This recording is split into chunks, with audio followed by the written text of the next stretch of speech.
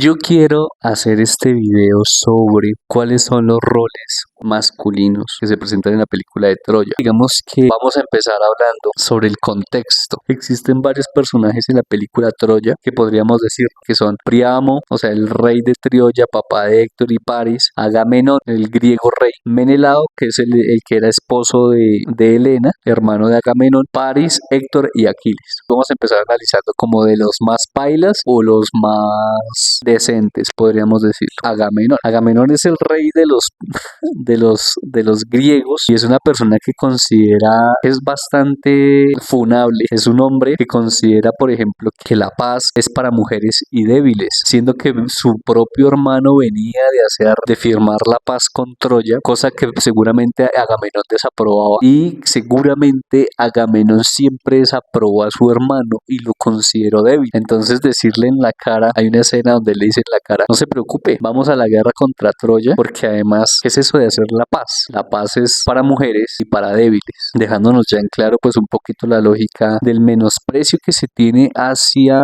lo femenino, hacia la paz como lo femenino, y pues evidentemente hay una misoginia rara. Simplemente que es un hombre que también tergiversa los discursos, o es hábil en la manipulación del discurso, como en la manipulación emocional, podríamos decir también, del pueblo. Él como rey en la manipulación emocional del pueblo, y en algún punto de la película él dice como: los dioses solo favorecen a los fuertes. Uno, poniendo de parte de él a la divinidad como en un acto un poco carente de humildad. Él dice: pues yo soy fuerte, los dioses están de mi parte, ¿no? Y también que es como: los dioses hacen parte de mis súbditos. Y la lógica de Agamenón como el hombre que conquista tierra, pues esa idea de que lo masculino por medio de la fuerza tiene la potestad y tal vez podríamos decir el aval natural y divino de apoderarse de lo de los demás o de la vida de los demás. Luego podríamos hablar de Menelao. Menelao, si bien sigue siendo una persona muy funable porque considera que Helena es de su propiedad, a la par que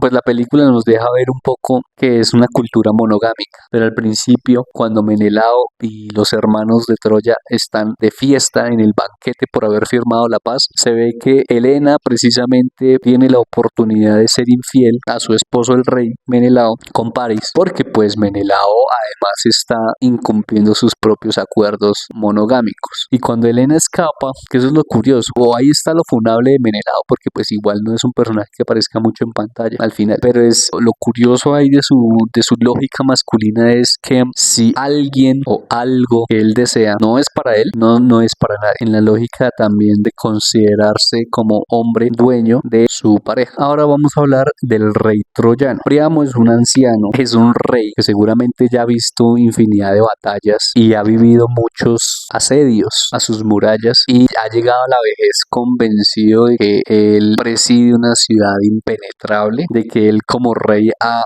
manejado a la ciudad de la manera más adecuada, y sin embargo se muestra en la película, lo muestran como un hombre poco sabio, como un hombre que llegó al final de sus días dejándose movilizar por la emocionalidad, por lo visceral, por las vanidades y los orgullos que sobre todo a los hombres se nos dicta que debemos responder, ¿no? Príamo, cuando ve atacada su ciudad y su tierra por los griegos, no le basta con haber ganado la primera batalla y haber debilitado la moral de su contrincante, del ejército contrincante, sino que basado en la interpretación sacerdotal que hacen de señales divinas, Príamo decide que más allá de ganar una batalla y de estar cerca de expulsar de su tierra a los invasores, él decide que hay algo que no puede ser pisoteado, y es el orgullo de su ciudad, pero básicamente es el orgullo de él como rey. Entonces él tiene la imperiosa necesidad de dejar claro que con Troya no se juega, que a Troya no se la penetra, y que por ende debe hacer valer su calidad de rey, de protector de la ciudad, y su calidad de hombre, ¿no? Esta lógica en la que los hombres somos hombres en la medida en la que devolvemos la ofensa. Entonces pues evidentemente Príamo se siente interpelado a dar respuesta a la ofensa y decide cometer el peor acto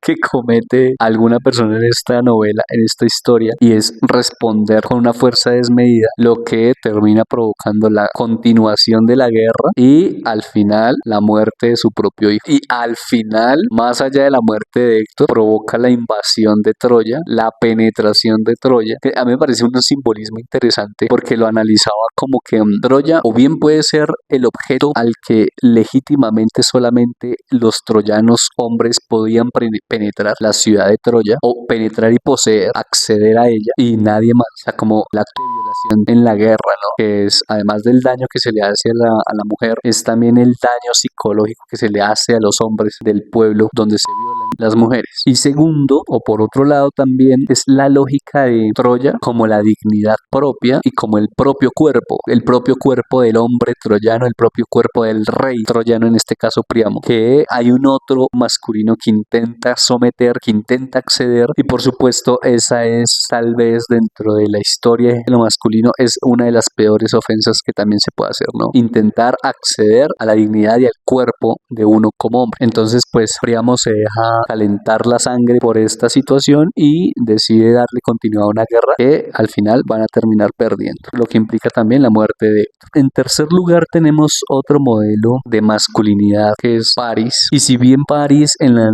historia es el hombre joven, sin fuerza ni experiencia, pero ya despierto a las sensualidades de la vida, a lo pasional de la vida. Entonces decía que Paris es interesante porque es como esa representación de la juventud emocional, de la juventud pasional, y me parece interesante ahora que lo veo, ¿no? También como que esta lógica de la masculinidad hegemónica intenta hacer siempre esa división clara entre lo masculino y lo femenino, pero también en una lógica de roles de poder intenta ubicar en algunas condiciones como el óptimo ideal de lo masculino, ¿no? O sea, dentro de la masculinidad hegemónica hay sujetos, hay cuerpos, hay elementos que son considerados menos masculinos y por lo tanto pues algo femeninos y algo inferior. Entonces dentro de eso está pues obviamente al hombre feminizado, dentro de eso está al hombre pobre, dentro de eso está también, en este caso en el de Paris, está el hombre joven, el ingenuo, porque es eso, ¿no? Es la persona que considera que amar, que lo que le da sentido a la vida es el placer, como que vivir de los placeres y vivir en los placeres es lo que dota de sentido la existencia, y por eso se deja llevar y por eso comete errores infantiles como seducir a Helena, y eso que pareciera que Helena es mayor, como que entiende un poco más de la vida, pero no obstante pues se seduce a Helena. Helena tiene una actuación también allí, pero pues obviamente, ¿no? Helena elige también dejarse seducir o seducir a Paris también. Hay una escena donde ya se fueron para Troya y está Paris y Helena hablando, y Helena dice: nos van a perseguir, van a venir hasta aquí y van a quemar la ciudad, y mejor dicho, y Paris le dice: no, pues escapémonos los dos y vivamos del campo, yo voy a cazar, te voy a mantener, no te preocupes por nada, yo me conozco esta tierra, como desde una perspectiva muy ingenua de lo que en realidad se les venía encima, pero también muy ingenua más allá de la película, una perspectiva ingenua sobre la vida, sobre qué tan fácil o qué tan sencillo es para la juventud considerar darle respuesta a las necesidades de la vida, ¿no? Como la manutención, como el muy ingenuo y muy representado como eso, como lo que decía, como alguien que se deja llevar por las emociones, por las pasiones. Ahora vamos a hablar de Aquiles. Todo esto como yendo desde la masculinidad más pobre, más inmadura, menos elaborada, menos digna, podríamos decir, a la que la película considera como la masculinidad óptima, como el ejemplo de masculinidad más importante, que sería Héctor. Aquiles es una persona que aparentemente vive en libertad.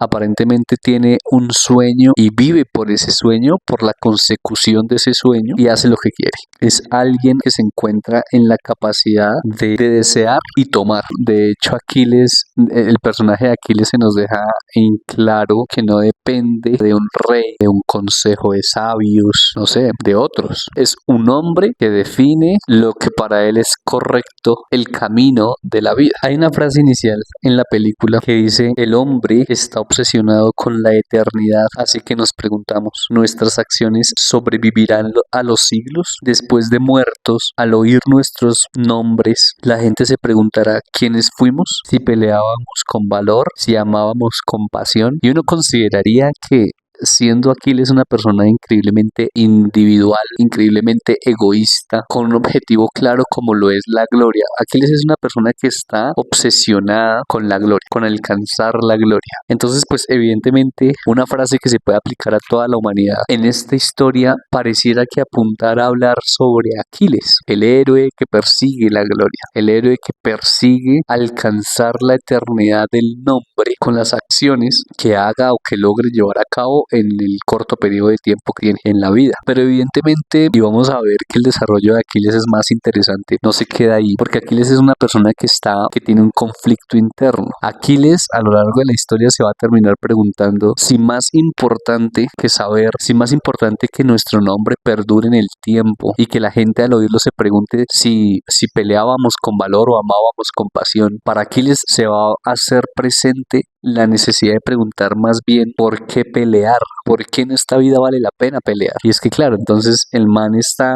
Aquiles va a ser el ejemplo de lo masculino que ya empieza a cuestionarse sobre qué es el mandato de lo masculino en lo social, qué o de qué maneras se impuso sobre su destino que él debía ser de una u otra determinada manera. Él se lo va a empezar a cuestionar en la historia y va a llegar a la conclusión de que en efecto vivir por un ideal individual y tal vez extremadamente egoísta como lo es alcanzar la gloria personal no va a ser suficiente para él. Y finalmente tenemos entonces al modelo de masculinidad hegemónica que se contempla como el ideal, como lo que debería ser un hombre. Héctor es el hombre honorable, Héctor es el hombre de familia, es el hombre sensato, es el hombre proactivo y hábil en su oficio, en su profesión. Esto como elementos que siempre se han dicho como lo atractivo, lo que debe ser el hombre. Pero tiene otros matices que a mí me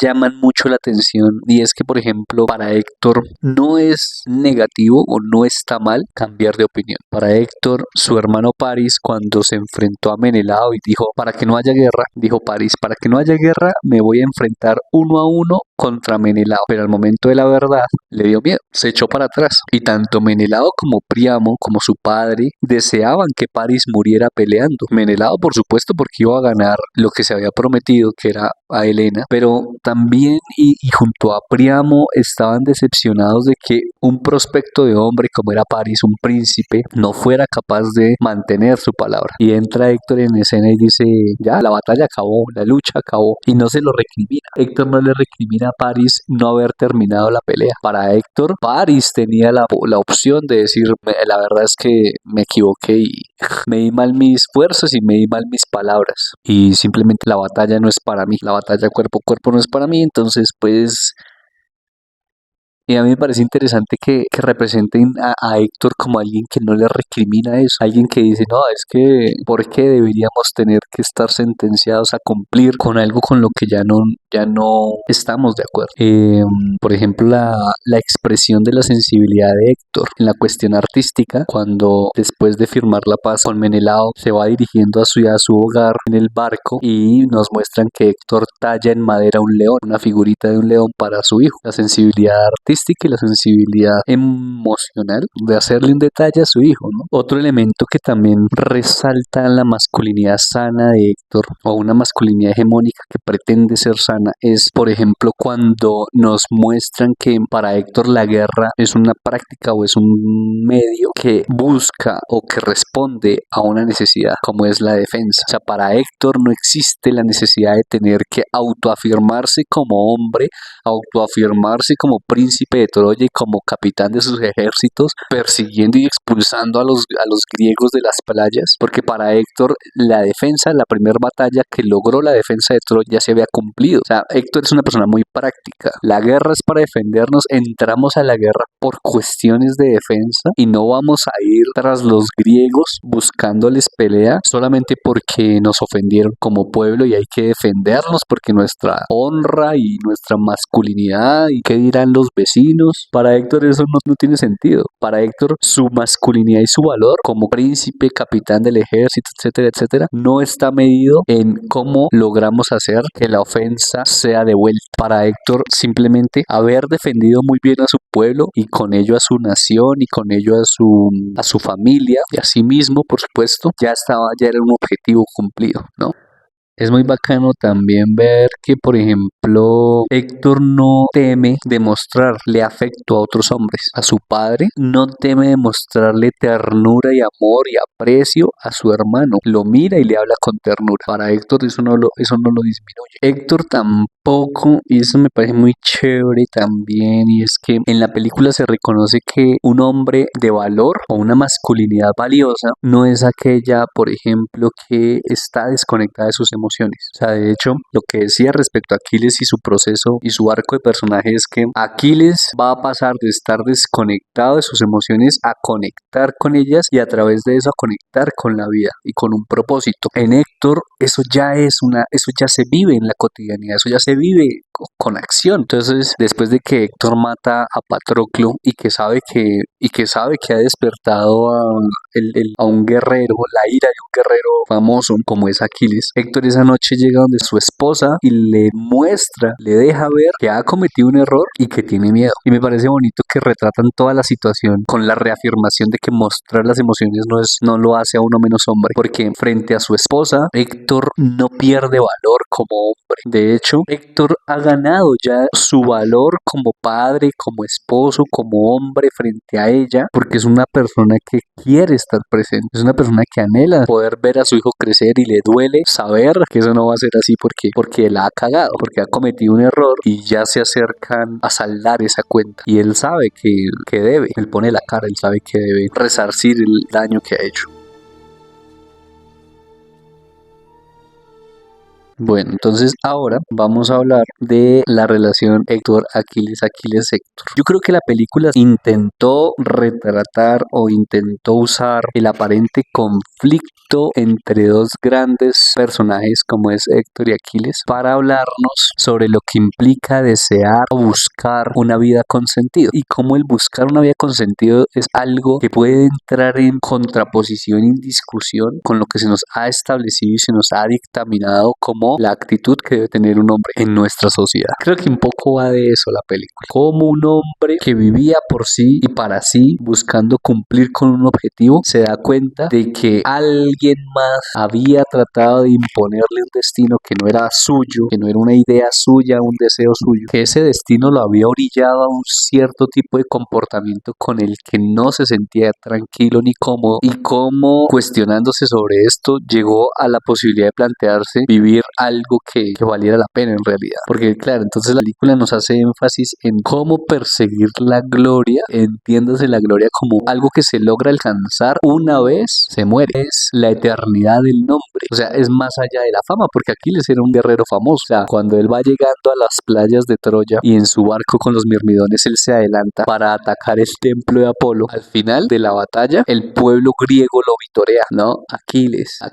se reconoce famoso, pero eso no es la gloria. La gloria que él está persiguiendo es algo que él nunca va a lograr ver en vida. Y lo peor de todo para él y lo que está empezando a sentir es que es algo increíblemente caro, costoso, porque le va a tomar su paso por la vida, que es efímero, lo va a tomar todo a costa de la felicidad y va a ser algo que no va a poder disfrutar, porque Aquiles como que se intenta convencer de que si hace algo que lo lleve a la gloria, aunque él no lo vea, va a obtener la felicidad o va a estar satisfecho con la vida. No obstante, el problema está en que no lo va a ver. Entonces, la gloria implica que 10 años después, 100.000 años, van a seguir hablando de él, pero él no tiene la certeza de que logre presenciarlo metafísicamente hablando. O sea, él no tiene la certeza de que su espíritu va a poder ver, y Héctor se lo deja claro cuando le dice: dentro de 1000 años, dentro de 100 años, nuestros huesos serán polvo. ¿Qué va a importar la eternidad del nombre? Lo que importa en realidad es ahorita vivir, lo que importa en realidad es amar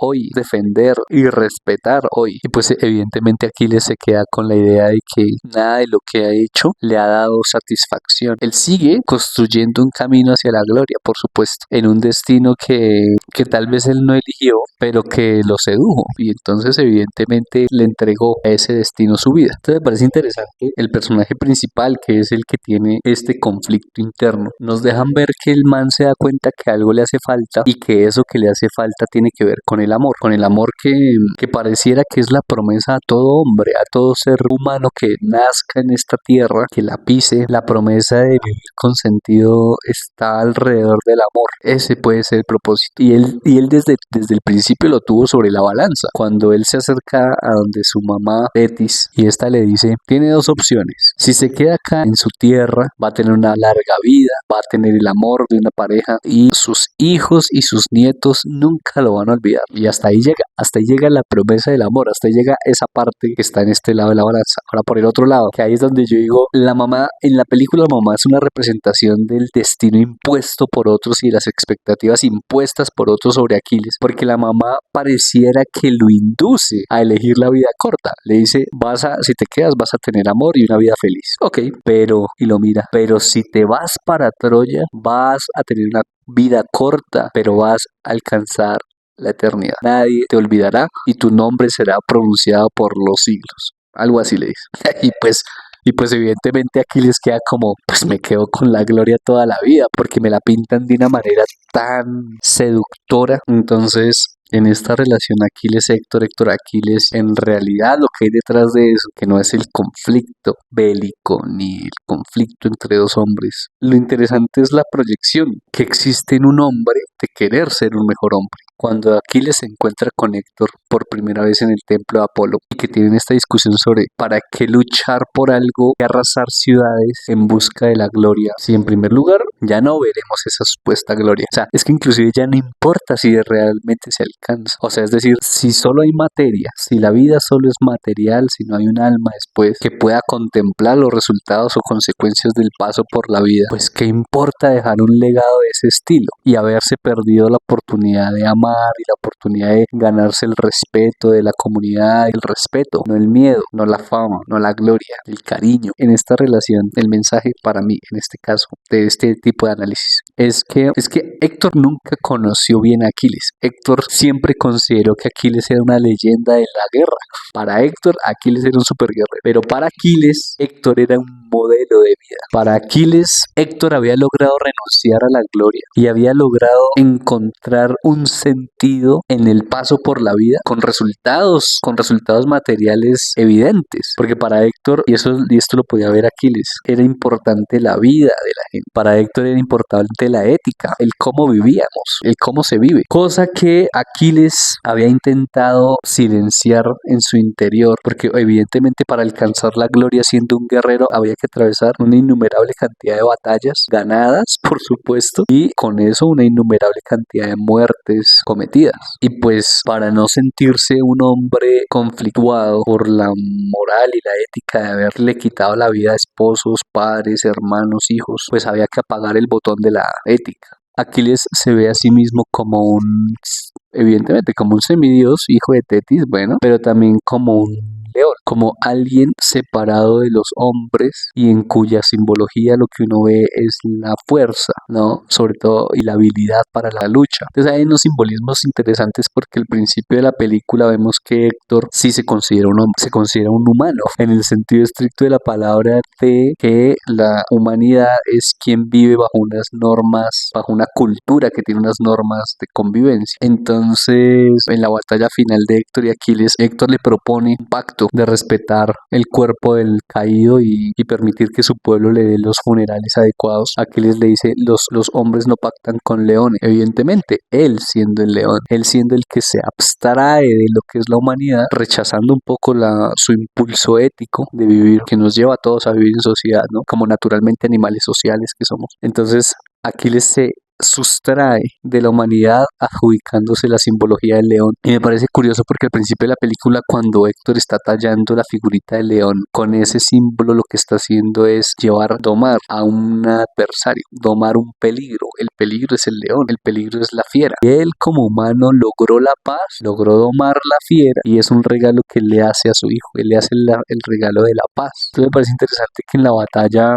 eso se ratifica y se ratifica como eso, ¿no? Mientras que el uno guarda un fuerte código ético y su victoria es domar al león, domar la amenaza y traer la paz, para el otro es desconectar de su naturaleza y de sus emociones humanas para poder alcanzar un objetivo, como lo de la gloria. Y Aquiles sí lograba ver en Héctor a alguien que parecía que se hubiese ganado con honor el puesto de príncipe, el título de príncipe. Por eso él dice algo como: Eudoro, hoy no asesinaré príncipes. No porque no tuviera público al matar a Héctor, que era algo que es algo que él le menciona. A Héctor le dice: ¿por qué no me mata ya? Y Aquiles le dice: pues porque nadie vería su muerte. Nadie sabría que quien mató al gran Héctor, domador de caballos, fue Aquiles, un guerrero a otro nivel. A Aquiles ahí lo que le preocupa es pensar que Héctor ha logrado encontrarle sentido a la vida en algo palpable: la familia, el amor, la nación, la responsabilidad y el cariño y el respeto de la comunidad. Héctor había renunciado a la gloria.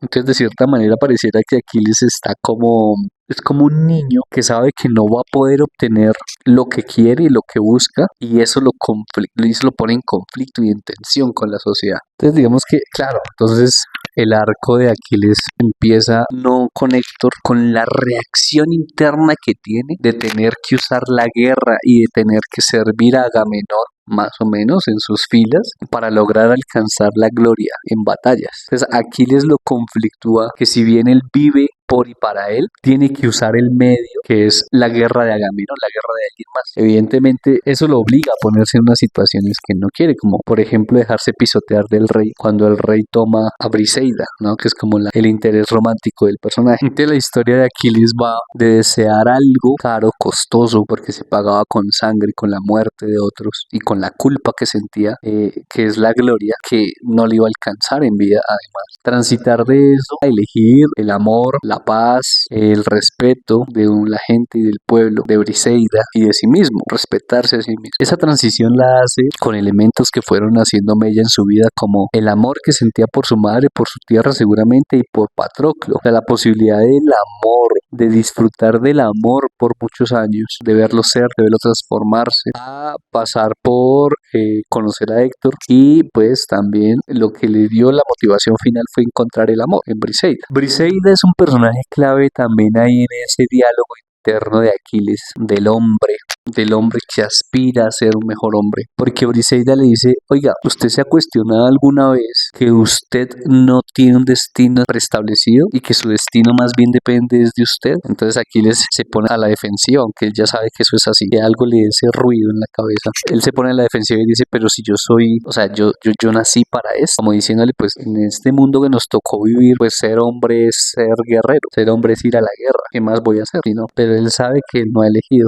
Siempre fue así, siempre fui así. Briseida hace pensar a Aquiles que uno sí tiene la posibilidad de cuestionarse sobre los mandatos sociales, sobre lo que debe o no debe ser y hacer. Y me parece chimba porque después de conocer este amor en Briseida, intuye y entiende cuando Odiseo le dice: oiga, quédese. Porque Aquiles ya había tomado la decisión de irse, ¿no? Dijo, despachó a los mirmidones, les dijo: bueno, hasta hoy me sirvieron, ya son libres de hacer lo que se les dé la gana, no sé qué. Estaba contento, estaba enamorado, había encontrado el amor y una razón para intentar construir una vida y un destino diferente al que se le planteó. Entonces llega Odiseo, que estaba pues igual interesado en pelear la guerra, y le dice: quédese, que usted nació para esto. Y Aquiles le responde: esa no es mi pelea, esa no es mi guerra, ya no es mi destino vivir de guerra en guerra, ya no es mi destino la gloria, mi destino ahora es el amor. Se empieza a resolver un poco el problema que implica el vivir por un objetivo como la gloria y el vivir el presente. Decía en un principio que Aquiles aparentemente era una persona que vivía la vida en libertad y bajo sus propios preceptos, pero en realidad es un personaje que al principio es un esclavo del destino,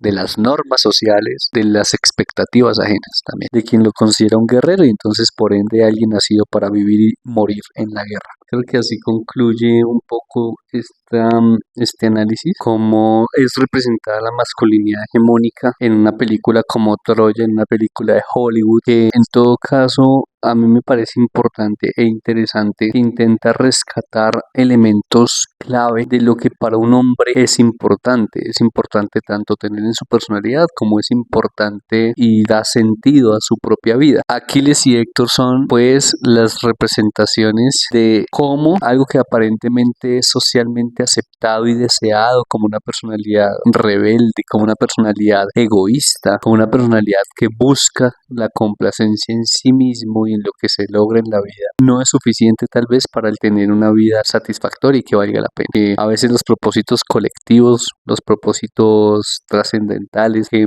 va más allá de uno, como la nación, la familia, como la paz. La película intenta decir la posibilidad que tenemos los hombres, sobre todo en general la humanidad, pero sobre todo los hombres, de cuestionar un destino impuesto, un destino marcado por las expectativas ajenas, que nos conmina evidentemente al egoísmo, a la violencia, a la sexualización, ¿no? Me parece interesante que, por ejemplo, el interés romántico de Aquiles no es una mujer, estereotipo de mujer hipersexual también, sino es una mujer que estimula a Aquiles desde una perspectiva intelectual y podríamos decir que espiritual, porque evidentemente Aquiles tiene un conflicto con los dioses también. ¿Cómo puede pasar uno toda una vida como Príamo creyendo que la masculinidad se tiene que validar todo el tiempo y sobre todo validar con la violencia, hasta llegar al personaje de Héctor, que es un personaje sensato, que es un personaje que entiende que la humanidad está conminada a la vida, a una vida tal vez de sufrimiento, si no se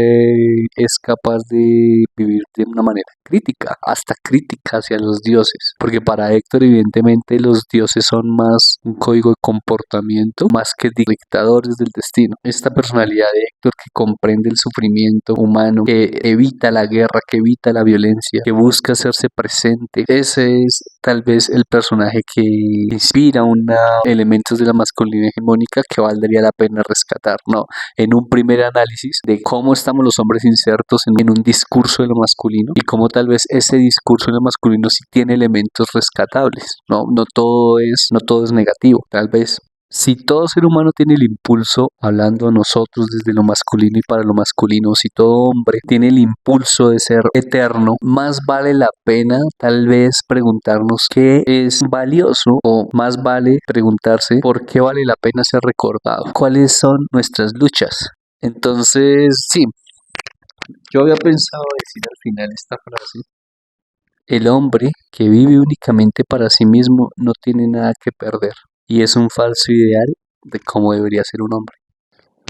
Fin.